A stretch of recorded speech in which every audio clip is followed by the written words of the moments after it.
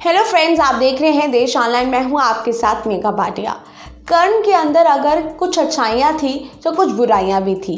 कर्ण की कहानी तो आप सबने सुनी ही है, लेकिन ये भी हम सब जानते हैं कि अगर कर्ण थोड़ा सा और सोचते तो शायद कौरव पक्ष महाभारत का युद्ध जीत जाते।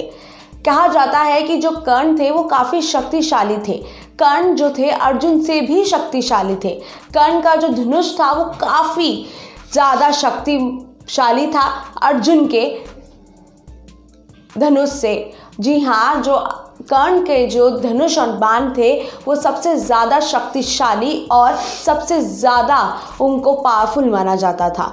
लेकिन अब क्या कर सकते हैं, ये सब तो श्री कृष्ण की लीला थी जिसकी वजह से सबकी मति मारी गई। लेकिन ऐसी कौन सी 6 कर्ण की गलतियाँ थी वो मैं आपको अब अपनी इस वीडियो में बताऊँगी। आप देखिए हमारी ये खास पेशकश में। चलिए आपको कर्ण की 6 गलतियों के बारे में बताते हैं। सबसे पहली गलती, कवच कुंडल। जी हाँ, भगवान श्री कृष्ण यह भली भांति जानते थे जब तक कर्ण के पास उसका कवच और कुंडल है तब तक उसे कोई नहीं मार सकता। ऐसे में अर्जुन की सुरक्षा की कोई गारंटी नहीं है।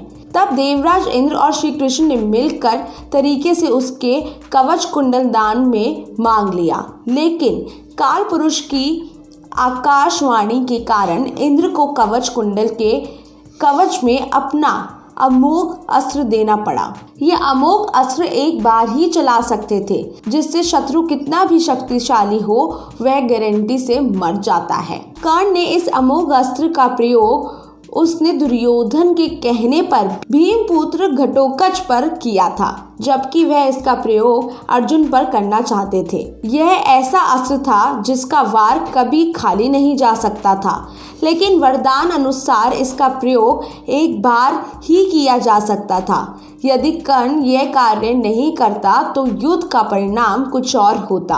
अब आपको बताते हैं कर्ण की तीसरी गलती, परशुराम से झूठ बोला।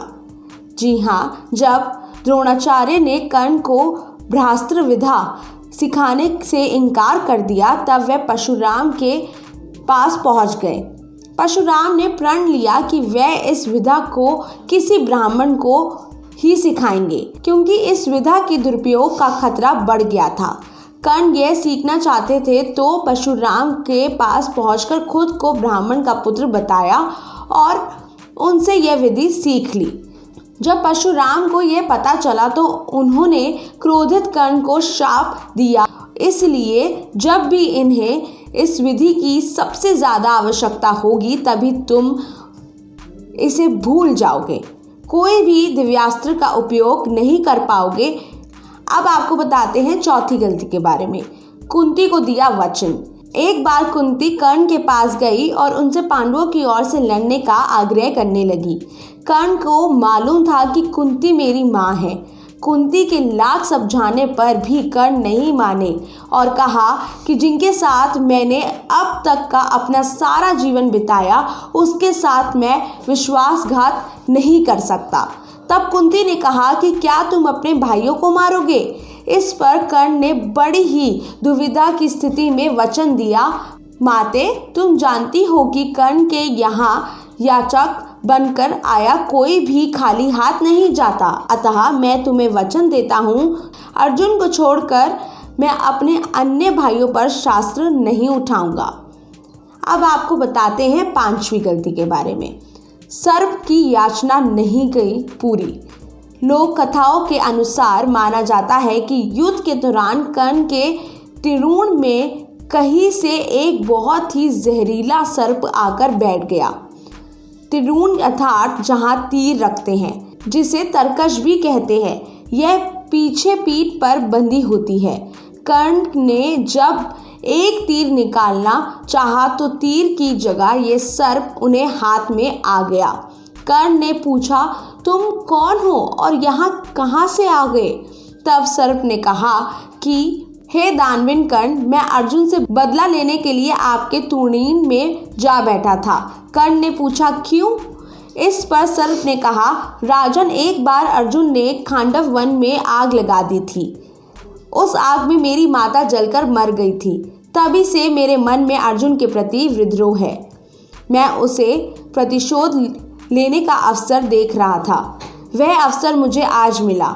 कुछ रुक कर सर्प फिर बोला, आप मुझे तीर के स्थान पर चला दें, मैं सीधा अर्जुन को जाकर डस लूँगा और कुछ ही क्षणों में उसका प्राण पखेरु उड़ जाएगा। सर्प की बात सुनकर कर्ण सहजता से बोले, हे सर्पराज, आप गलत कार्य कर रहे हैं। जब अर्जुन ने खांडव वन में आग लगाई होगी तो उनका उद्देश्य तुम्हारी माता को जलाना कभी नहीं रहा होगा।